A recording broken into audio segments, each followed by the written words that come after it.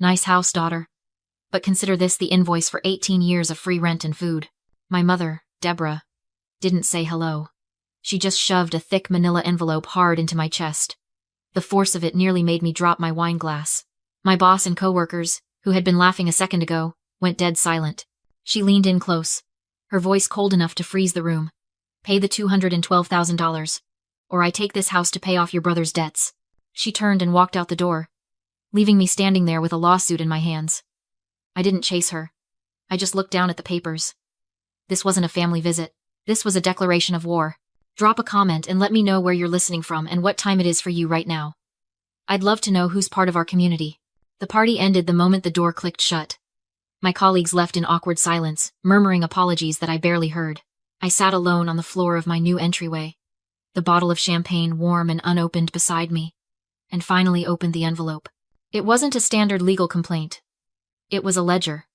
A handwritten, itemized list, spanning 20 years. October 1998. Formula and diapers. $400. September 2012. High school band fees. $350. June 2016. Room and board during summer break. $1,800. They had calculated interest. They had indexed it for inflation. The grand total at the bottom was circled in red ink. $212,500. They weren't suing for love or attention. They were suing for breach of an implied contract, claiming every meal I ate as a child was a loan I had agreed to repay. Most people would look at this and see insanity. But as I traced the numbers, I didn't feel confused. I felt a sick, familiar slide in my gut. This wasn't new. This was just the official version of the lecture I had heard every night at the dinner table.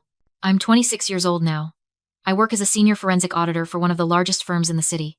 My job is to look at messy, complicated financial records and find the truth buried in the math. But I didn't choose this career for the money. I chose it because of them. Growing up, my parents, Richard and Deborah, were masters of financial gaslighting. They trained me to believe that my existence was a cost, a deficit on their balance sheet that I had to apologize for. If I asked for new shoes, my father would pull out a calculator. He would tap in the price, subtract it from his retirement projection, and sigh, making sure I knew exactly how many minutes of his future freedom I was stealing. I spent my entire childhood trying to be an asset instead of a liability. I earned scholarships so they wouldn't pay tuition. I started working at 14 so they wouldn't pay for my clothes. I became an auditor to prove I understood value. But sitting there on my hardwood floor, I realized the truth. You can never pay off a debt that was invented to control you. They didn't want reimbursement. They wanted ownership. And they wanted this house. I looked around the room. This place hadn't been a gift. 2 years ago, I bought it as a distressed foreclosure for $295,000. It had black mold in the bathroom and holes in the drywall. For 24 months, I worked 60-hour weeks at the firm, then came here and sanded floors until my hands bled. I slept on a mattress in the kitchen while I tiled the shower. I built this equity with my own sweat. It was now appraised at $580,000. It was my safety net.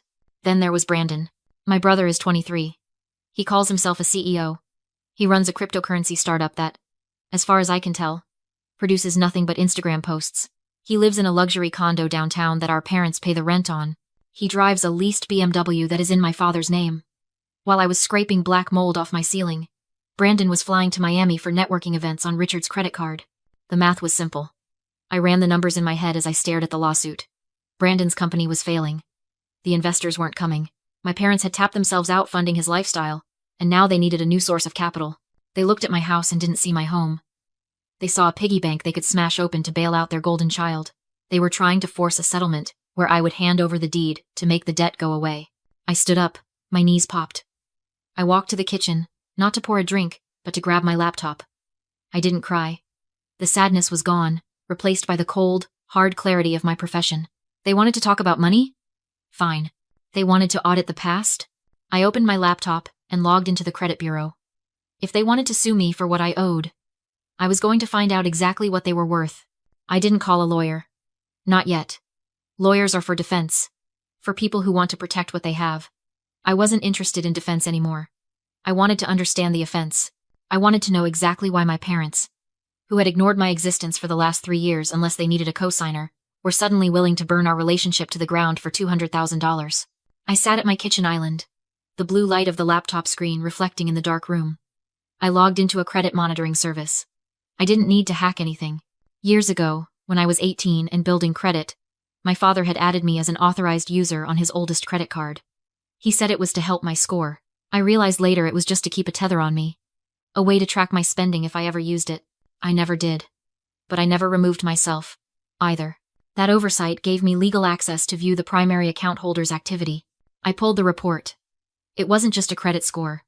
It was an autopsy of their financial sanity. The numbers were bleeding red. My parents, who walked around town acting like local aristocracy, were drowning. Their credit utilization was at 98%. They had taken out a second mortgage on their own home 6 months ago. They had maxed out 3 cards I didn't even know existed. Then I looked at the inquiries. Small business loan. Denied. Personal line of credit. Denied. I switched tabs and pulled up the public filings for Brandon's company, Apex Horizons LLC. It was a ghost town. No revenue filings. No tax payments. But the spending? The spending was astronomical. Lease payments on a penthouse office. Travel expenses. Consulting fees paid to shell companies. The picture snapped into focus with terrifying clarity. Brandon wasn't just failing. He was burning cash he didn't have. He was playing CEO with monopoly money, and my parents were the bank. But the bank had run dry. They had tapped out their home equity, their savings, and their credit. They were insolvent. That's why they were here. That's why they brought the process server to a party. They didn't hate me. It was worse than that. They didn't feel anything for me at all. To Richard and Deborah, I wasn't a daughter. I was a liquid asset. I was a bond that had matured. And they were here to cash me out to cover their bad investment in Brandon. The realization should have broken my heart. Instead, it calcified it. The last lingering bit of the little girl, who just wanted her dad to be proud of her report card, died in that kitchen. In her place sat the senior auditor. I cracked my knuckles and opened a fresh spreadsheet. If they wanted to treat this like a business transaction, I would treat them like a hostile takeover target. I wasn't going to argue about fairness or love. I was going to follow the money. I started digging deeper into the transaction histories, looking for the flow of funds. Where did that second mortgage go? How was Brandon still paying for that BMW if the business accounts were empty? I scrolled through lines of data until my eyes blurred, looking for anomalies. And then, at 3 a.m, I found it. A transfer. A large, singular movement of cash that didn't make sense. It was a withdrawal from an account that shouldn't have been touched. I leaned closer to the screen. It was a thread. A single, loose thread in their carefully constructed web of lies. And I was going to pull it until the whole thing unraveled. The transfer I had found was labeled rollover as business startup or ROBS. It was dated 6 months ago. The amount was $312,000. I stared at the number, letting the magnitude of it sink in. That wasn't liquid cash. That was Richard's 401. It was 30 years of saving. His entire safety net, liquidated in a single day. He hadn't just invested in Brandon. He had bet his actual survival on him. He had bypassed the tax penalties by rolling the retirement funds directly into the corporation stock of Apex Horizons. It was a legal maneuver, risky but valid, provided the business followed strict IRS guidelines. But looking at the spending, I knew they hadn't followed a single rule. I dug deeper into the Apex Horizons operating expenses. A startup funded by a ROBS arrangement is supposed to use that money for legitimate business costs. Instead, I saw withdrawals for lifestyle management. I saw lease payments for a condo that matched Brandon's address. They were using the pension as a personal piggy bank. That was tax fraud. But it wasn't the weapon I needed. The IRS takes years to investigate. I needed something immediate. I needed a direct line between their crimes and my damages. And then I saw it. A recurring payment to an American Express card ending in 4092. The number triggered a memory. 3 years ago, I had received a pre-approved offer in the mail for that specific card. I had shredded it. Or at least, I thought I had. I opened a new tab and pulled my own full credit report, the deep dive version I usually only ran for clients under audit. I scrolled past my mortgage, my student loans. And there it was. An American Express Platinum card, opened 3 years ago. The authorized user? Brandon. The primary account holder? Me. They had fished the application out of my trash. They had forged my signature. And for 3 years, they had been maxing it out and paying the minimums with Richard's pension money to keep it hidden. The current balance was $15,400. I pulled the transaction history for the card. It was a catalog of entitlement. Bottle service at clubs in Miami. A weekend at Coachella. Client dinners that were just Brandon and his friends eating Wagyu beef. My hands went cold. They hadn't just sued me for money. They had been stealing from me while smiling in my face at Thanksgiving. They had built their golden child's lifestyle on my credit score. But as I looked at the screen, the coldness turned into a sharp, jagged grin. They had made a mistake.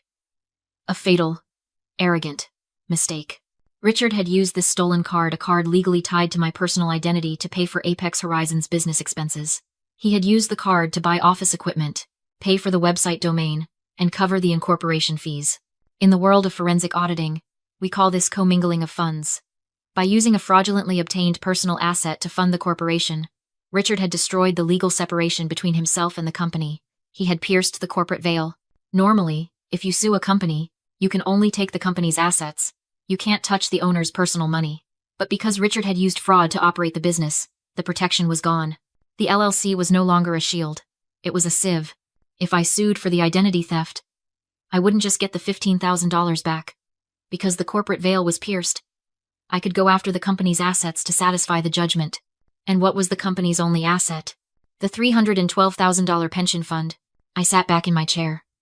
The sun was starting to rise, painting the room in soft gray light. I didn't feel tired. I felt electric. They wanted to sue me for the cost of raising me? Fine. I was going to countersue for the cost of their fraud. I started printing. The Rob's filing. The credit card statements. The forged application. I punched holes in the documents and snapped them into a black binder. I wasn't the defendant anymore. I was the executioner. And I knew exactly where to drop the guillotine. 2 days later, my phone buzzed with a text from Deborah. We expect you to settle before the court date. If you sign the house over to Brandon now, we'll drop the interest charges. Don't make us ruin your reputation at work. I stared at the screen, marveling at the audacity. They truly believed they had me cornered. They thought the threat of professional embarrassment would bring me to my knees. What they didn't realize was that in my line of work, reputation isn't built on being nice. It's built on being accurate. And I was about to be very, very accurate. Brandon was hosting a Series A fundraising gala that night at the Ritz-Carlton.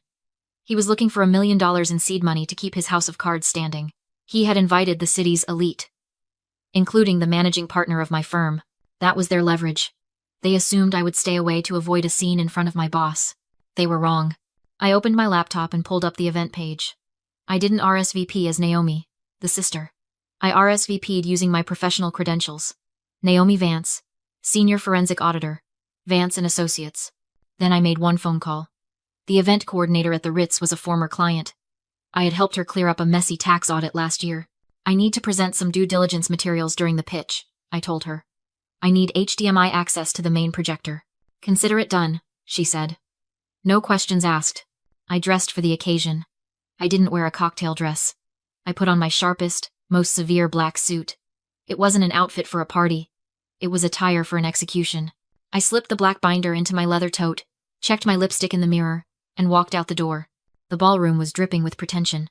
Crystal chandeliers, rented tuxedos, and a champagne fountain that probably cost more than Brandon's actual revenue for the year. I spotted my parents immediately. They were holding court near the bar, looking like the wealthy benefactors they pretended to be. Richard was laughing too loudly, his hand on the shoulder of a potential investor. Deborah was scanning the room with a predator's gaze. When her eyes landed on me, her face lit up with a smug, triumphant smile. She nudged Richard. They both looked at me, then at the heavy bag on my shoulder. I could read their minds. They thought the binder contained the deed to my house. They thought I was there to surrender, to sign over my life's work to save my reputation. Deborah intercepted me near the stage, her voice dropping to a hiss so the guests wouldn't hear. Smart choice, Naomi, she said, eyeing the bag. I knew you'd come to your senses. Give it to your father after the speech, and we can put this ugly business behind us. Oh, I intend to give him everything he deserves, I said, my voice calm and level. Good girl. She patted my arm, her nails digging in slightly. Just stand in the back and don't embarrass your brother. This is his big night. I wouldn't miss it for the world. I watched her walk away, confident and arrogant, unaware that she was walking on a trapdoor. I moved to the AV booth in the shadows of the stage. The technician nodded at me and handed me the HDMI cable. I plugged in my laptop. The little green light flickered on. I was connected. The trap was set. The lights dimmed. A spotlight hit Brandon as he delivered a polished pitch full of empty buzzwords. Investors nodded. My boss checked his watch. Then Brandon claimed our company was backed by substantial family assets. It was a lie. One that publicly pledged my house and my identity as collateral. I pressed the spacebar. His logo vanished. A police report filled the screen. Identity theft. Naomi Vance. Suspect. Richard Vance. The room froze. Brandon turned, speechless. I stepped forward. Let's clarify the assets, I said. As a certified forensic auditor. Another slide. A credit card in my name. Every charge funded his company. This account was opened without my consent. $15,000. Every dollar used for this business. Deborah dropped her wine. Brandon shouted for security. I'm not jealous, I said calmly. I'm a creditor. The final slide exposed the illegal pension transfer and corporate commingling. You broke the rules, Dad, I said. You pierced the corporate veil. Richard lunged. Security stopped him. For 26 years I thought you had power, I said. But it was just stolen money. I faced the room. This afternoon. The court froze all Apex Horizons assets. The pension is seized. The company is bankrupt. And the police are waiting outside. The investors vanished. As officers escorted Richard away, Deborah grabbed me, sobbing that I'd destroyed them. No, I said. You did when you tried to cash out your daughter. I just audited the books. I left without looking back. They lost everything. I sold my house, moved to the coast, changed my number, and cut all contact. Now, when I check my bank balance, I feel peace. It's finally mine. They wanted a return on investment. They got one, just not the currency they expected.